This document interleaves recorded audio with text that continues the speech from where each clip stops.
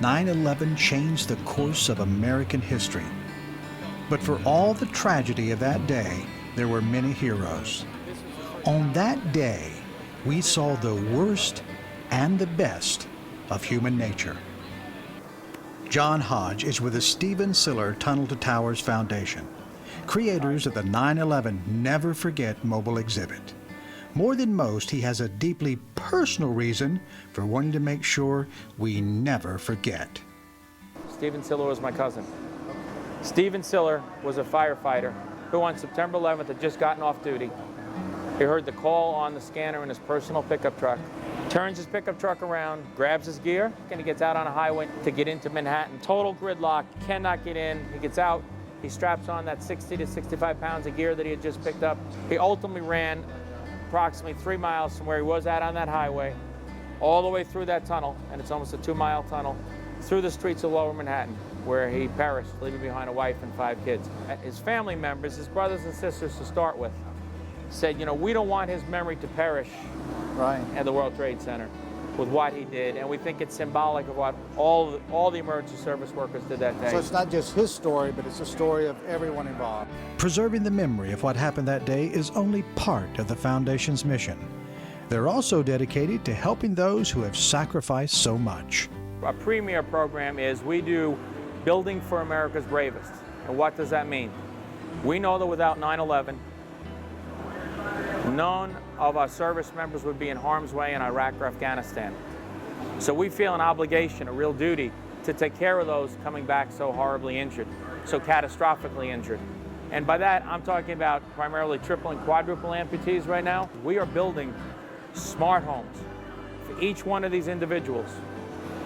They're very expensive smart homes, but they're so necessary. If you're missing 3 and 4 of your limbs, it's very tough to lead an independent lifestyle. So that is the idea, though, to create a home that can give someone the opportunity to be as independent as possible. These homes, they can be left by themselves for days. They can be by themselves if they want for good. And they take care of themselves. They can take care of themselves. Every essential function of that house, even if you're missing all 4 of your limbs, operating off an iPad or an iPhone, will take care of their needs. And some of our guys are living by themselves now. They get to go back to be that proud, free, independent in these homes. Gunnery Sergeant Thomas McRae is one of those who sacrificed for our country. In Afghanistan, he specialized in explosive ordnance disposal. If it goes bang or pop, anything from, anything bigger than a machine gun round and all the way up to nuclear ordnance, that's our realm, including IEDs.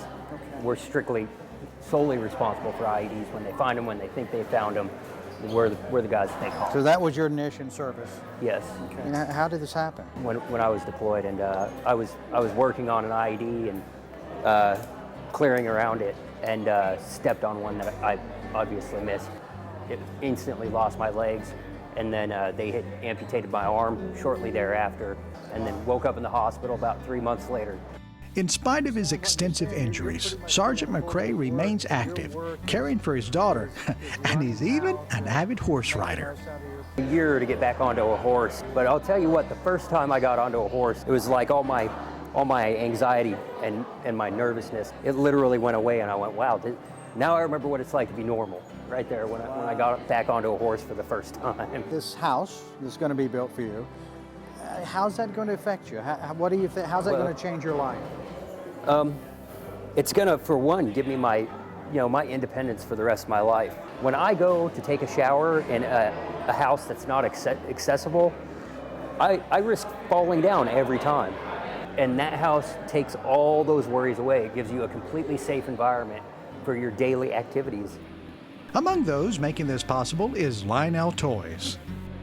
Ricky Stenhouse is number 17. These guys have given the ultimate sacrifice. I mean, in particular, Thomas McRae, whose name is actually on the back of this car, and that's what we're building for his home here, or we're raising funds. So when people buy this, when they order this, it actually helps pay for that house? It does, a portion of the proceeds. So, Ricky's driving a car that's got Yes. your name on the back of it? Yes. Well, what's that like for you, seeing your name on the back of a race car? The first time I met Ricky actually was behind his car. We shook hands and he said, hey, there's your name, check that out. I go, Ricky, that's great. But the more important part is the name underneath it. This is Tunnel to Towers. That's more important than me, is the foundation that supports not just me, but a lot of veterans that have been wounded. How did this come about for you in creating a special house for one of our heroes? Well, it started a few years ago. 2011 was the first time that Roush Fenway and Lionel and myself teamed up with the Stephen Siller Tunnel to Towers Foundation. Stephen Siller risked his life and ultimately took his life going in and saving people out of the towers. But when you have somebody like Tom McRae, who you're trying to help raise money to build a smart home for, and when he's there, you really want to do good for him and his family, and especially when his daughter wants us to win, and she tells us that before the race. So it takes it to another level. No action can ever undo the tragic events that have so profoundly affected the lives of so many. But we can all do something to recognize, remember, and support those who have given so much to help us all.